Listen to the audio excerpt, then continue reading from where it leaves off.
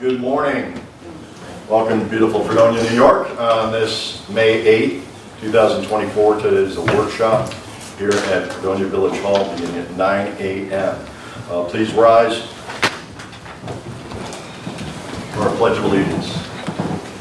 I pledge allegiance to the flag of the United States of America and to the republic for which it stands, one nation, under God, indivisible, with liberty and justice for all.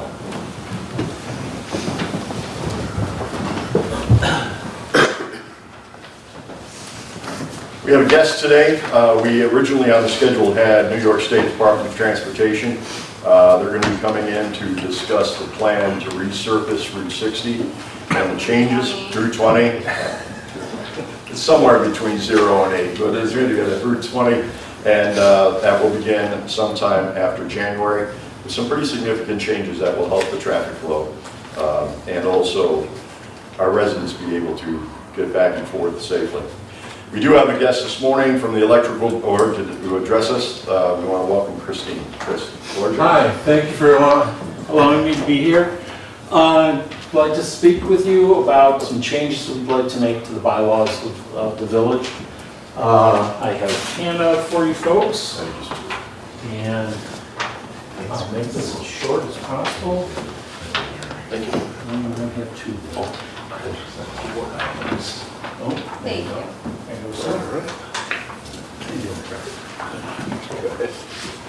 Okay, we on the electric board try to keep up as best we can with everything that's going on in the industry and what's going on locally and how the safety of the village is paramount to everything that we do.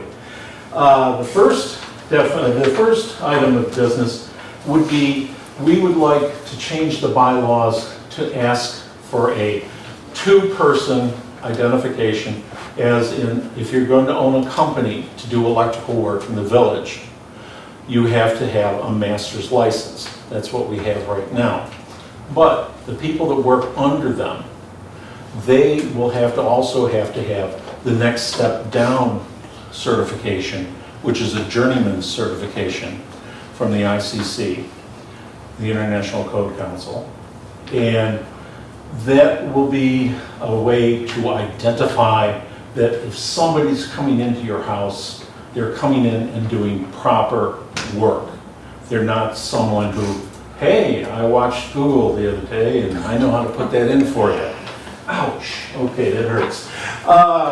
So in the changes, if you go through, we actually were going to add the definition of a journeyman wireman electrician. I'm a journeyman from IBEW 593, which is no longer in Dunker. I retired from IBEW 106 in Jamestown. Journeyman wireman, a person engaged in or holding themselves out to the public, engaged in the installation, maintenance, alteration, or repair of electrical wiring devices, appliances, and equipment. It's the year 2024. Boy, things are different from when I started. There's so much you have to know, there's so much that you have to follow, and it's paramount that you get an inspection on the work you do, and if you're going to allow somebody into your house or into your business to work, you have to make sure that that person is certified and knows what they're doing. Easy peasy kind of idea. The changes kind of explain themselves. There's some things we're going to be removing, some words like the village no longer offers a test to get your journeyman's license or your master's license here in the village. We went with the ICC number 16, we changed the nomenclature once in a while. It's a master electrician's license. It's a very, very involved test, and if you have passed that test, yes, we'd love to have you do work in the village. You're going to bring somebody with you. We'd like to have that person, be responsible enough to have gone through an apprenticeship, wiring properly, and understanding the National Electrical Code, which we follow. We take in we broke that down, and on the board, we have Phil Binkowitz from Beck Electric. We have, Gary Buchanan from Buchanan Electric. We have me, and we have Dan Tilburg from Tilburg Electric. And we batted this around a great deal. And we said, what's going to help us? What's going to, not hurt us? And keeping in mind the safety of the people of Fredonia first. And so we wanted to have a 2-license system so that the people of the village can be sure of the work that they're getting. And so that's my spiel for that. The second item of business, this is where, if you want to put this down. Right now, this is Romex wire. This wire is used in all your homes and can be used in some businesses. Well, that's great, but it's seen its time. And now we'd like to add to the bylaws the restriction that you no longer can use this type of wire in a commercial building. Now, according to the National Electrical Code, there are places you can use this and can't use this, and it's spelled out. And you're getting to a very fine line now when you get to building materials, and because everything's new nowadays, you have to really follow what's going on. We would like to make the law that if you have a commercial business and you're selling to the public and you're having work done, we would like you to use MC cable or armored cable, it's called.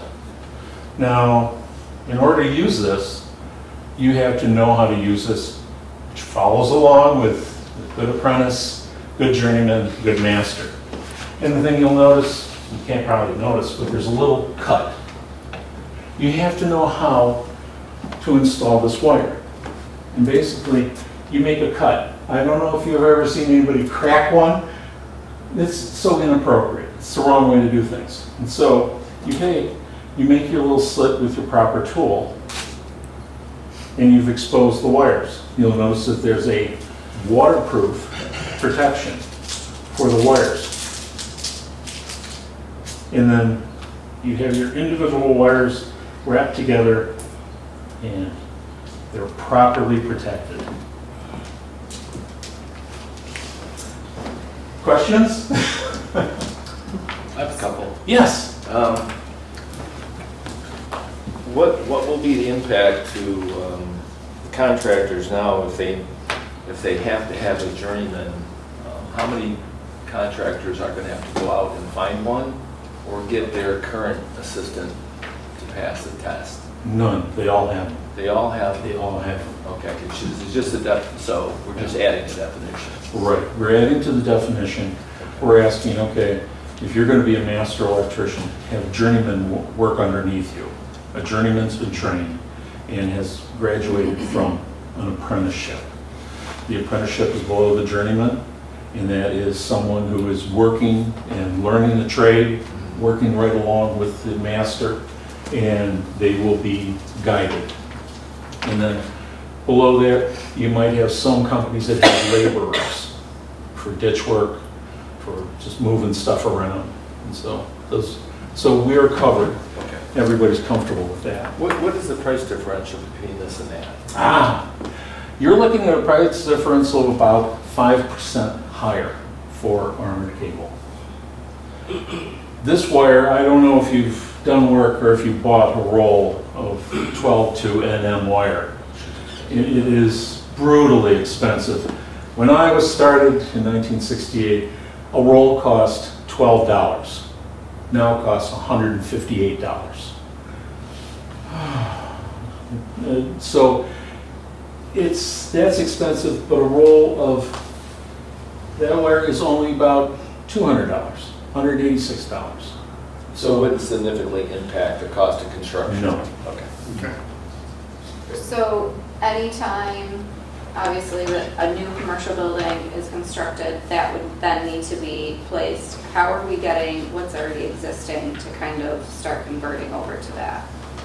Is that through anytime you sell your building, anytime you're maybe applying for a building permit? Anytime you add or increase something new that would go into the business. Okay. We can't come in and say, oh, you have to change all your wiring, you know? Right.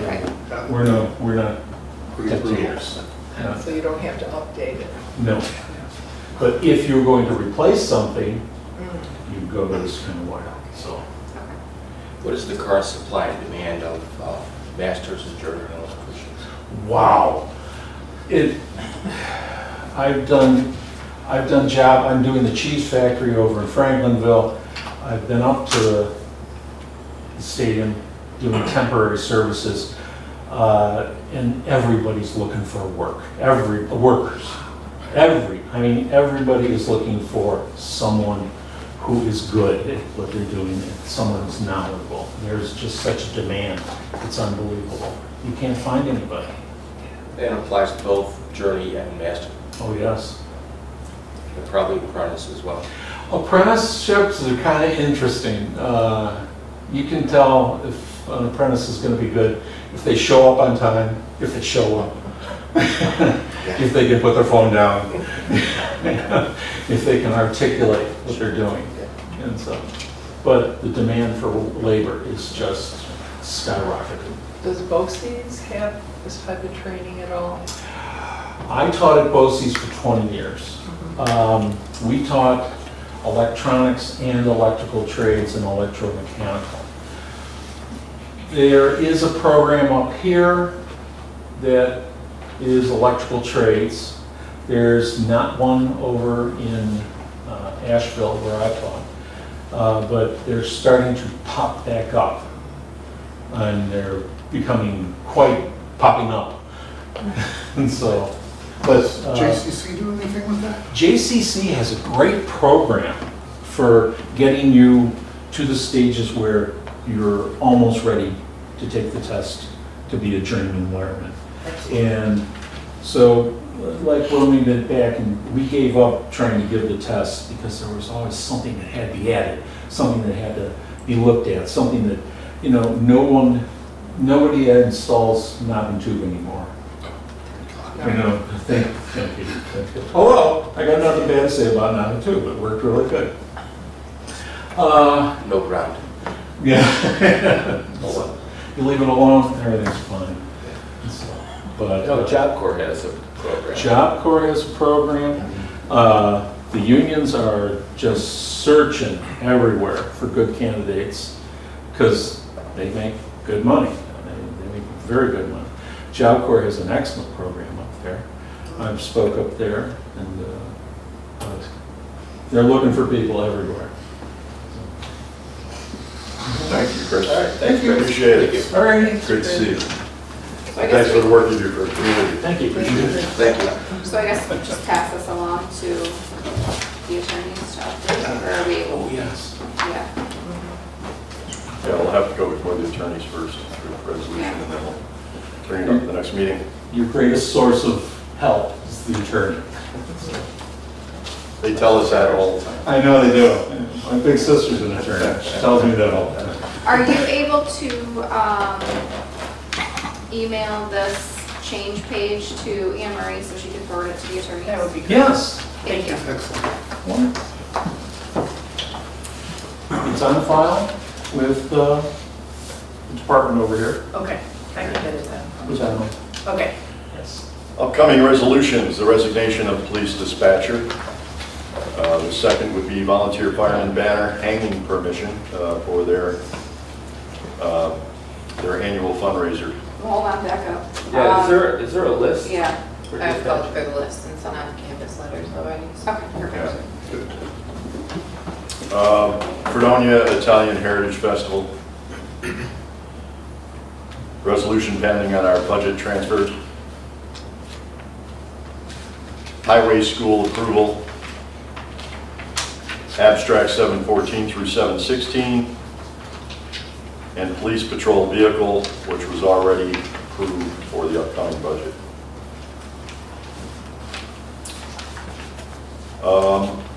Department reports, Recreation Department, obviously Kayla Sullivan is our Recreation Director. She's teaching this morning.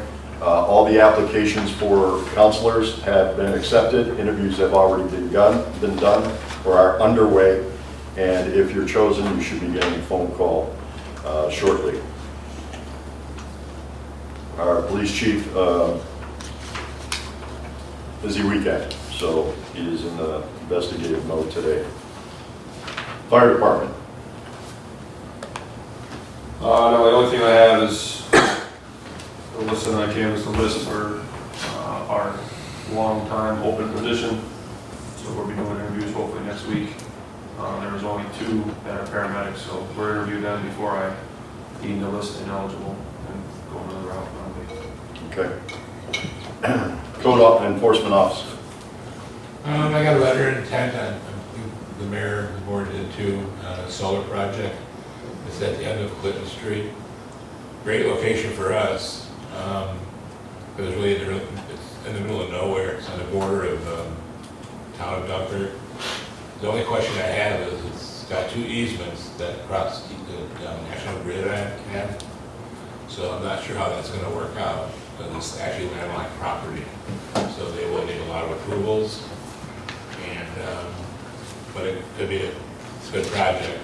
I know the planning board this month is going to start working on a solar law, like Alfred has, and I think they don't want to rewrite it, they're going to kind of copy what Conference done, just make it simple, because we have no law right now on solar energy, solar projects. Other than that, there are a lot of complaints on Summer Street, behind Seymour. There's a vacant house there with a lot of rodents and stuff. I'm not sure if you want me to have it tracked or what, but there's a letter that came out that actually went to the board. I've been dealing with this house for a couple of years now, and it's just getting worse. The owners are dead, and the family just walked away from it. So, but it's going to cost, if I have to start trapping animals, so it's going to cost. Is the family, whoever inherited the property, is it in their name or is it the bank's name? It's in the parents' name still, and the son wants nothing to do with it. From what our investigations show, for a while he was cutting the grass, and now he's stopped doing anything. He's just walking away from it, and there's no bank that I know of. Why doesn't he just sell it then? Is that it, Chuck? I'm sorry. It's Question I have for the solar project, is that something that's being done for private use, commercial use? commercial. Commercial. It's going to be a big solar farm. Okay. I don't have any, we have no information yet other than letter of intent. I think they thought they were in Pomford and sending us a letter of intent that they were doing that. Yeah. It's actually in the village. Yep. Okay. So is this to be reviewed then by the planning board? Oh, yeah, I haven't had anything on it yet other than that letter. So, but yeah, it goes to the planning board with no right of way. It's going to go to the zoning board for approval. So it's going to need a lot of approvals. How many acres are we talking about, Chuck? Any idea? I have no idea. I just looked up the GIS quickly, and it's quite a big piece of property. It's right behind Walmart, and it actually borders the town of Dunkirk. So I think it's 2 parcels that they're going to take over. Are there residents near any of No, it's at the very end. You know where the pallet factory is? Yeah. It's beyond that. The road's not even there, and it's just on dirt road. So like I said, for us, if you like solar projects, great, but sometimes they're not real pretty and not nice to look at. For us, it's perfect. There's no houses around there. It's all commercial. Right. So. But you're going to want to have to take a look to see if it gets damaged or, the cleanup cost, that type of thing. Who's How responsible? long they last, right. Yeah. Mhm. Well, If right they now we put have up nothing. money. We have no law that governs it, so they have free reign on us.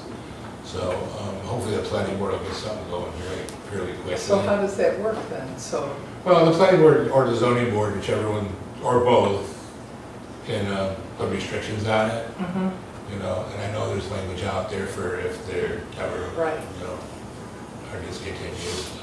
that they have to get rid of and stuff, So- so we'll have to make sure that's all probably.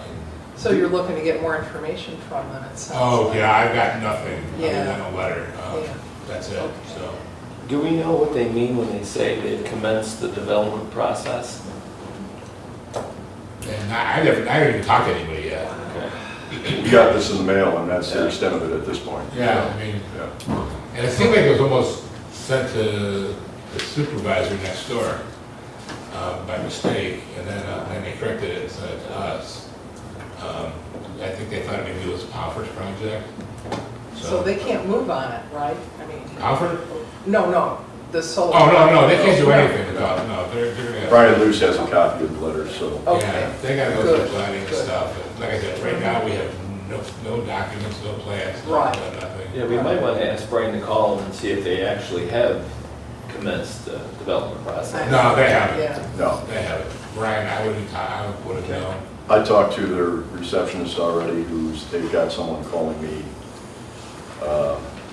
by early Friday. They're all at some convention or something, so, solar power convention. So yeah, we're on top of that. Just in case people are wondering why we're talking about Brian Luce, if you remember, Brian is now the president of the planning board, and Scott McKay, who has stepped down from that particular position, is still on the board. There's just a change in leadership there. So Brian Luce will be helping us with that information. Anything else, Chuck? That's it. Thank you. DPW. Yeah, weather's getting better. We're opening the parks. I talked to Kayla yesterday. We're gonna go over some things, make sure everything's ready for the summer season. Pickleball and basic basketball courts are open. We had some volunteers from the Pickleball Association do some work out the Russell Joy. They did a phenomenal job. I just wanted to thank them. Mike Wyden he kind of oversaw everything, and he had Paul and Ann Nearway helped, Craig Hoff, Dave Lawton. They did a great job. Like I said, I had a few of my guys, when I could spare them, up there working with them, but they look really good. I know if you guys play pickleball, so Just a little bit. yeah. So yeah, It's a great improvement. yes. Yeah, they did a great. At minimal cost too. I mean, they need to be improved. I mean, hopefully within the next couple of years, we'll be able to do a project there to resurface the whole course, but everything looks great. We finished paving on White Street and Center Street. They painted yesterday, so it turned out really well. Happy with everything there. We will be doing more paving later in the summer and some chip sealing. I haven't finalized that list yet. We're still trying to figure out what we have, funds for. As soon as I get that list finalized, I'll pass it along. We're gonna start flushing hydrants the 20th. That's in 2 weeks. It's our annual flush, so we'll put notices out, just kind of let everybody know that the water might be a little cloudy, a little turbid. That's a Monday. It is a Monday. Okay. It's a week from, 2 weeks from this past Monday. Okay. What else? I think that's about it. Do want to remind folks that they're due to request, there have been a change in the way that the restrooms at Russell Joy Park are maintained. The Fredonia Police have graciously decided that they would open the restrooms in the morning and lock the restrooms in the evening so that the public has full access to public restrooms while they're in our parks. So I appreciate the Mayor, cooperation. does that mean that if you reserve one of the pavilions, you will not be getting the key to the restroom because they'll just be open anyway? Yeah, there's no more key deposit for those of you who are, thank you for bringing that up. I think, I just wasn't sure if we need to change the resolution we passed about that. Because we did pass one saying all those things in it. Do we need to amend it and state that again, or do? We can probably just rescind it. Okay. We are looking for alternative ways so we don't have to tie up the time of our police department, but at least we don't have to go through. If you're in our parks, you should be able to use the restroom when you need it, and so we thank the police force. They've got plenty of things on their hands, so for doing this for us. Wastewater treatment plant. We have our north clarifier, it was plugged a couple weeks ago. We have that all drained now. There's a couple brackets that we see are broken. We're getting set up to have those fixed, and we're going to be seeing what clogged the line, and so we should have that up and running in the near future. That's all we have with that. Water treatment plant. Had a 1-inch sample line, spring a leak on Monday. We were able to shut the valve, isolate it, repair it. Went to open the valve seized shut, broke, had to call Casali in, they had to tap it under pressure. We got it all fixed, and our sample line was good, but I mean, that was just a little 1-inch valve, so. Shuts the whole thing down, right? Okay. It didn't mess with the process, we just couldn't grab samples right away, we had to go downstairs to grab samples instead of right from where we normally grab. But it's just a 1-inch thing compared to 2-inch, so. Good deal. Anything else? Nope, that's all. Thank you. New business, number 1, village code on number of pets per household. I'll give you just a little bit of a history on that. We have a gentleman that rescues, he and his wife rescue, are part of the Chautauqua County rescue team that rescues dogs from all over the world, Ukraine, things like that, that are either lost from families during war, and they are fostered. So he has 2 of his own great dogs. They do get temporary foster dogs that may be a week or 2 weeks, and apparently somebody counts that as their 3 dogs or 4 dogs. They do have kennel. He usually only has 1 dog at a time. Now, that having been said, I know that there are many people throughout the community that I see walking their dogs that have 3 dogs. Our current law is 2 dogs, 2 cats. Pomfret is 3 dogs, 3 cats. So this person lives on a border where across the street is Fredonia and his side is Pomfret, and he's being cited by a neighbor. So the question has come up is why we cannot have, especially in a foster situation like this, rather than euthanizing the dogs, is have, which you can't do it for one person, obviously we would have to do it for the village. But he's requesting a 3-dog limit. Is Pomfret's 3 or 4? I believe it's 4. Yeah, I think. He said 3, I'll have to check on that. but I it's spoke pretty with significant. one of the former deputy clerks this morning, and she believes it was 4. That's what regardless of anybody's circumstance, I think because the town of Pomfret is our licensing agency, like, our law should match their law. Right. I just as simple as that. I don't think that we, need to limit further. I mean, how many people have more than 2 dogs that already live in the village, or have more than 2 dogs who may move into the village and have no idea that they can't have their 3rd dog? One person I see walking had dogs that are so small they couldn't make 1 dog if they put them all together. So Right, yeah. There are probably 5 or 6 dogs, maybe. Sold by weight, not volume. That's right. There you go. So yeah, I just feel like it should, because we don't provide the license, it's the town of Pomfret. So why our law doesn't match theirs just doesn't make sense. So do we need a resolution for that? Yes. Yeah. because Need a it's a law public hearing for change. that. Public hearing for Part that? of the zoning law, Okay. I changed the zoning law, I did a Right. public hearing. Public hearing. But perhaps because we do get a lot of complaints about animals and stuff, and this is clear, well, all your call, there's always a special use permit that you can get. So if there's one person out there that maybe has a situation where they're gonna have more dogs, they can go to the zoning board of appeals and get a special use permit, which makes it simpler than changing your law.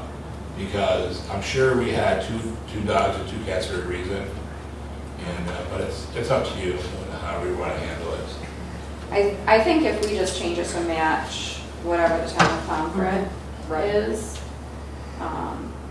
It seems That's like a a good reasonable idea. thing to do. yeah, I don't, especially because, like I said, we don't license our own, so why we're further Right. restricting?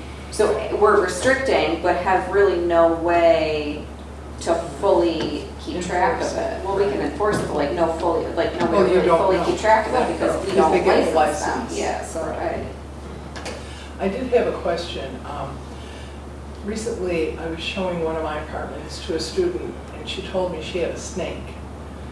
And I didn't ask her what kind of snake or how big it was, and I was a little concerned about that. You give me both. I, We have a law in the books for exotic animals in the village. No, there are a lot Probably of just people that love state, whatever domesticated state animals. law, yeah. okay. I'm just, was kind of wondering, yeah. how Yeah, you that could always, works. yeah, you could always call the DEC and see what our state laws are required, like regarding what exotic animals. I told her she couldn't rent from me, so, yeah. Chuck, is there any way that you may be able to find out what the state law is so that we might have to adopt something local? I don't know if the state Or the addresses, state? so many people have snakes. I Yeah. know years ago, like, ferrets were real popular, and you had to register with the DEC. Really? I don't know what the regulations are now. I know that we don't touch them, and I don't want to go to the department either, so. Right, But I know a lot of people really? have snakes, yeah, it's amazing, it really is. All right. Snake law. Thank you. Bond resolution coming up on a new business. Cipriani Energy Group Solar Project, we spoke about that already. From the board, is there any other new business? If not, I want to bring everybody up to speed on where we are at. We are forming a coalition to address the Not Fred Fest issue. That coalition will be made up of not only the Fredonia Police, Dunkirk Police, State Police, Sheriff's Department, University Police, our University President Colison, members of the College Senate, members of the College Board, as well as others that will be invited to this meeting. The meeting date has not been set yet just because it's fairly fresh and we're trying to get all of these officials. The district attorney will be there as well, and we're hoping to have our county executive and others involved in this. I stated when I became mayor that we would not tolerate this, that when the stabbings begin, the shootings will follow, and in less than 4 months, that has come to fruition, and it will not happen in our village. So with that being done, we are putting together this coalition that will begin work on Not Fred Fest activities immediately. We'll bring you up to date as those meetings progress with any information that comes from those meetings. So, thank you. Any other new business? Old business, meters for fire hall and DPW. Yeah, this was something that we've been talking about for a while in order to try to get our hands on unaccounted for water that those two buildings that we own probably use the most water. We're hoping that the line was sufficient that we could use an old meter, but they're not. They're too large for meters that we currently have, so we would have to purchase new meters, and I believe the cost for each meter was like $4,400 per meter. Yeah, the one with the fire hall is going to be tricky to install, so it might have to be done by a plumber. Okay. There's just not a lot of room there where it kind of bends, so there's going to have to be some rerouting. So, we have to think if that's money well spent. We also need to keep in mind that when the water project is done, we're purchasing water from Dunkirk. They're probably going to require meters on those buildings. And I would have to say in 3 years, they're probably not going to be any cheaper than they are now. So in my mind, if it's a project that we wanted to undertake, we should probably do it sometime after June. It would be nice to get a better handle on water usage in those two buildings. Maybe our unaccounted for water is not what we think it is. So. Thank you. So I'll be sponsoring a resolution to purchase those meters. Thank you. Do we think that it would be able to be incorporated into the water project and therefore grant funding, or no? We talked about meters with LaBelle, and because we wanted to re-meter the village meters that were at a certain age, and they said it wouldn't, Okay. yeah, it wouldn't fit in their categories. All right. I just wanted to mention, I think another possibility of losing water, I know my college house, the meter reader came to read the meter and the outside meter reader wasn't working, so he had to go in the building. And he said, well, if I couldn't go in the building, we would just average out what your water bill would be. And I'm just wondering how old a lot of these meters are where they're not registering, or maybe even what's identifying the reading on the outside of the building need to be replaced. Maybe we should, Well, I think Yeah. DPW Keep should track probably on tell you that. exactly how old that meter is. So Yeah. it's still metering the water, it's just not giving us read because the outdoor pads and stuff, so that needs to be replaced. Right. We do replace them if we can get in the basement. It's trickier than you think. But what's happening is the reader doesn't work, and then we're reading the meter, and people are getting bills for right. a lot, so. And that's another complaint I've been receiving. Yeah. Mhm. And we're trying to work through all those to get them all up to date, any that have been estimated for a Okay. while. We're continuously Thank you. going through and replacing whatever we can. Right, right. And I know there was a family, when they go down south for the winter, they turned their water off, and they were still getting bills. And I guess our policy is to still send them a bill, but just to average out what their bill cost would be. So I don't know if maybe the owners could let us know that they turned their water off. That's why there's no reading. So really, we would still get the reading, because if there's a leak or something, then it would be on us to pay for their water, if we did it that way. Right. So we don't really average it, we still get the reading, Okay. unless the reading is not Well, available. the reading was 0 from what I understood, speaking to Kara. Well, they're still gonna get their base Mhm. fee. Oh, they'll still get their base fee. I'm This just was talking more about of water the base use. fees. I got a copy of it. yeah. Right. I don't know what property you're talking about, so. Oh, I've I'll got a talk copy. about it. Okay, I'll give you a Yeah. copy. Mhm. So that's something else that maybe we have to look into. Anything else on meters for the fire hall and the DPW? Scott, where are we at with the meter replacement for the village? For all the Every year we residential? replace 20 to 30 meters. In June, we'll get another, ship batch of them. And we try to replace the oldest ones in places we can get into. So we've done a pretty good job of keeping up on the residential meters. Commercial meters it's another subject. We don't pay for commercial meters. The business owner pays for them. Right. So we're actually going through, Kara's doing an inventory to see who has a 3/4 inch or larger meter. And we're gonna send out some letters and say, it's time that you have to purchase a meter, and I don't know how that's gonna go over. I have a guess. That's not gonna go over. But they need to be replaced. I mean, your commercial meters are more likely to go out of calibration than a 3/4 inch or 5/8 residential meter. But we've done a good job of replacing those over the last 20 years.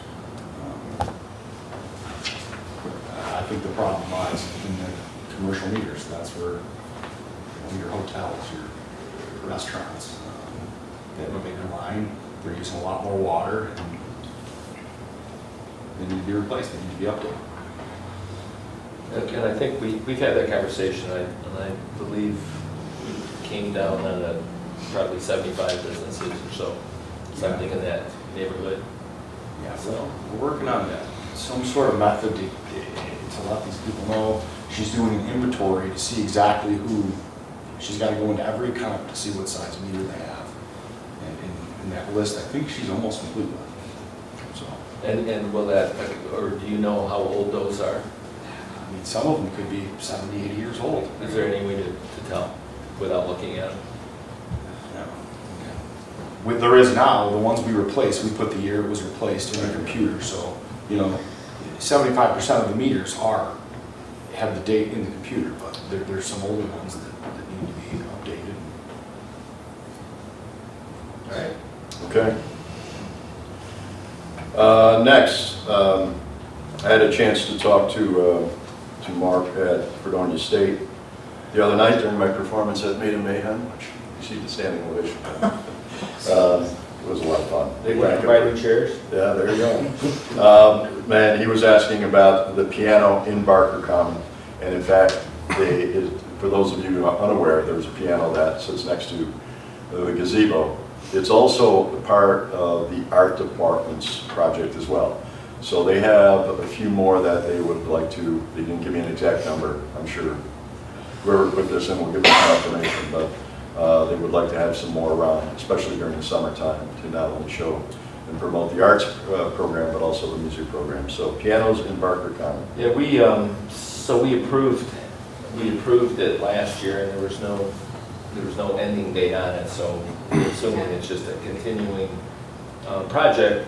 They would have put the same piano back, but the piano was destroyed, so there will be a new piano they'll be installing this year. Yeah. I think weather and vandals got to it towards the end of the year, so. He's got, I saw a couple of them that are currently in Made 'em right now that they'd like to put out. They look really nice. It's a nice job. And they're all functional pianos, so piano player, there you go. Local law number 3 of 2024, removal of sidewalk. Before we go down that, Scott, maybe you could take a second. We've had several discussions that I think it's important that the public realize. When you have a sidewalk in front of your house, or if you currently don't have a sidewalk in front of your house, whose responsibilities are those and what's the process? I apologize, Mayor, that's my fault. It's the removal of a parking place. I mean, you can Okay. discuss the sidewalk. Let's discuss the sidewalk Yeah, anyhow. sorry. Go ahead. Sorry. So yeah, the homeowner owns the sidewalk. You know, we used to have a program where we would reimburse if they wanted to replace it, we'd give them X amount of dollars. If it was one of our trees that affected the sidewalk, we would give them a little bit more. It was $5 per square foot. If it was a tree that affects it, $2.50. If it's just general, they want to replace it. As far as if you don't have a sidewalk in your front yard, you want to put one in, that would be a cost to you. Okay. You know, and I think it's one of those things where there's some gray area too. We do plow them. We've always plowed them. We're not required to plow them. I think the homeowner actually is, but like I said, we've plowed them. We've done plowing them, and we don't have the program. So that this would fall all on the homeowner at this point. But when you guys plow, then that's a courtesy. Correct. You know, so we plow ours in the parks and around Village Hall. Those are obviously ours. But when we do Main Street and Central Avenue, you know, I try to focus on the streets around the college more because I know we have a lot of foot traffic and the busier roads. So we plow those as a courtesy. Some people appreciate it. Some people do not like it at all. I get both phone calls. Thank you for plowing the sidewalks. Don't send the sidewalk plowed on our street. So it's a tough one. It's been going on for 25 to 30 years. It's, but I just feel that we're a walking community. I mean, why would we not? Well, also remind people, and now summer's finally here, but it's important to keep your sidewalks clean in the winter because if someone does fall on that sidewalk, you as a homeowner are responsible for something that if they do get injured. So keep that in mind. So it is local law number 3 of 2024 to remove a parking space. Yeah, this will be on Water Street for the county's Water Street project, putting in a crosswalk right where it needs to be. Would be the one parking space in front of, I believe, Old Main, correct? No. No, it's the other side. The other It's side, in the parking okay. spot, yeah. Do we have to replace that parking spot though? I think by law we No, have this to. is why we are doing it this way. If we were taking that parking spot and just adding one somewhere else, because it has to do with the number of parking spots. Right. So we by law have Mhm. however many. So because we're gonna remove one and not replace it, that's why we need local law. Okay, so we don't have to replace it then? No, I mean, it would be nice if we Right. had the real Well, estate to do it, but. I was just curious. Yeah. I thought, we were, holding to how many parking spaces we would have downtown. Yeah, and I think it's because also, it's a metered spot. Thank you. Right, So- and so- that's That has to another do with reason why I was Yeah. wondering about that. Yes, that's why we have to do it through the local law. So that requires a public hearing as well then? Yes. Yeah. Can we, what's the, any idea when that might happen? Not the public hearing, but removing the They would like us to get it going, like, sooner rather I than. think the later. project is this, well, it's definitely this summer they're doing the Yeah. project. Our attorney's aware of it, I'm just waiting to hear back from them. Okay. So maybe we can schedule both public hearings the same day. well, I think this one will be ready before the pet one. And it probably needs to be ready before the pet one, because I think they want to start in like June, July. So, if we could get an update. Yeah, they've already started also on the committee for the artwork for that as well. Yes. There's a committee that's put together that is getting proposals from local artists about,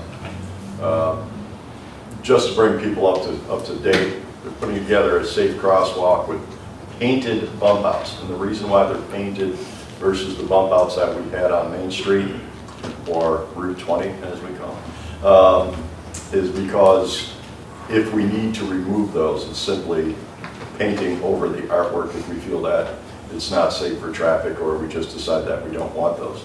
So many communities that are doing this project have local artists that may have some contribution to sprucing up that area. The downtown core is important for us.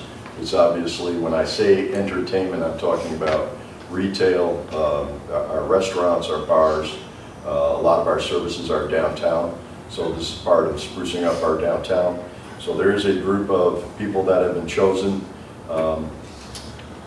to put together some art possibilities for review for that, and it's already underway. Do we have any other old business to bring before us this time? Yeah, I'd like to talk about our walk-on resolution policy. Early this year, we passed a resolution. The criteria for walk-on, there's two criteria. The action must have a financial impact on the village, positive or negative, and require an action that must be taken prior to the next meeting, or have an immediate effect on the health and or safety of the citizens of the village. So I think we can agree that the walk-on resolutions, while they may not reach an emergency situation, it's a situation that needs to be resolved right away.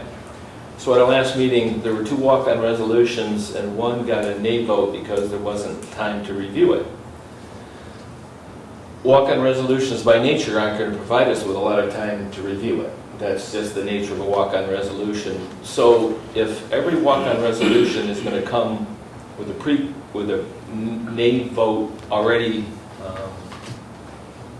cooked in the books there, I mean, I'm not going to go to bat with a strike against me, right? I'm just not going to do that.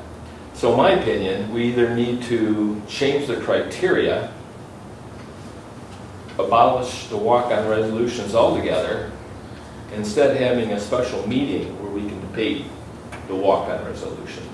Because if there's going to be a nay vote, there's not time to review it, what we currently have is not effective. I think we have to be looking at walk-on resolutions, just because, especially because we go 2 weeks in between board meetings. A lot can happen sometimes in those 2 weeks.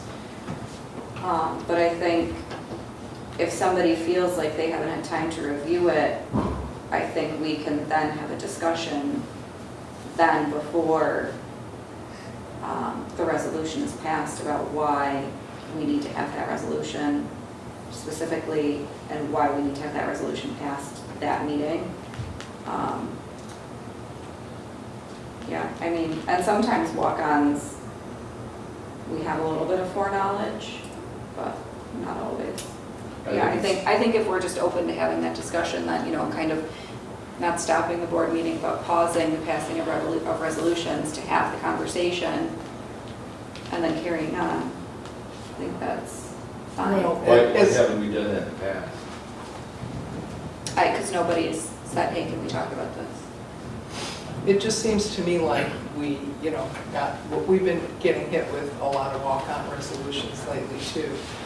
And for me, I mean, when it's placed in my box and I'm coming upstairs and all of a sudden I see this walk-on resolution, I don't have time to ask questions or to look at it and to investigate it, and I think that's a short time.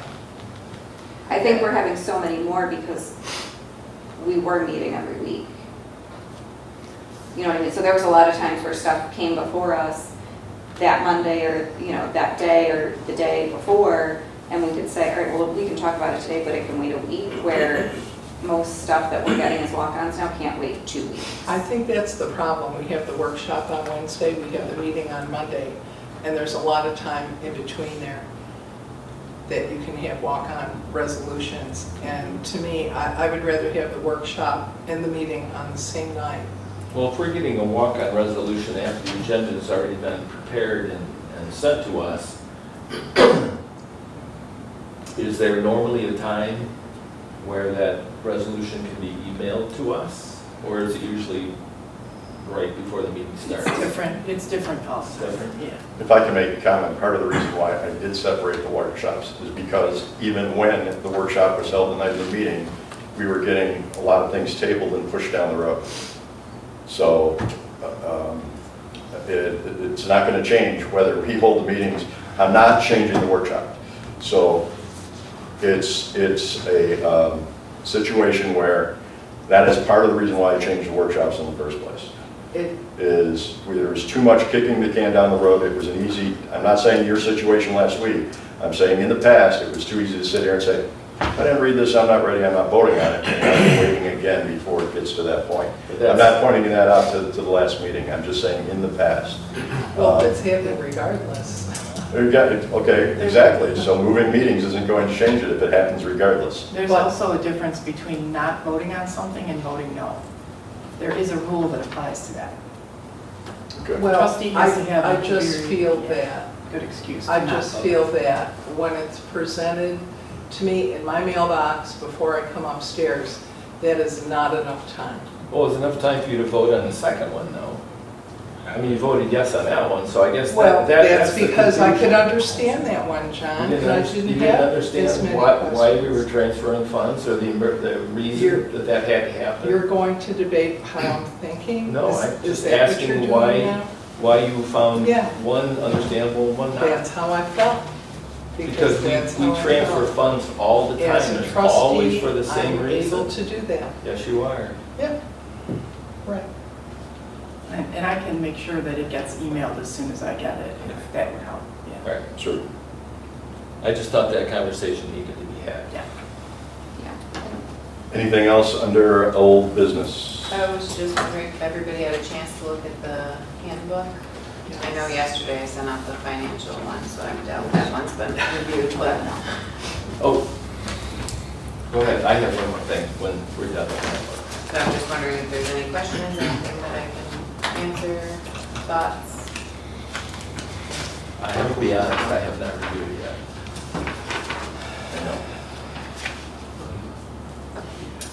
But I will. I thought you did an excellent job on it. Thank you. I think we need to contact the PPD sewer district and schedule a meeting with them. Right, David?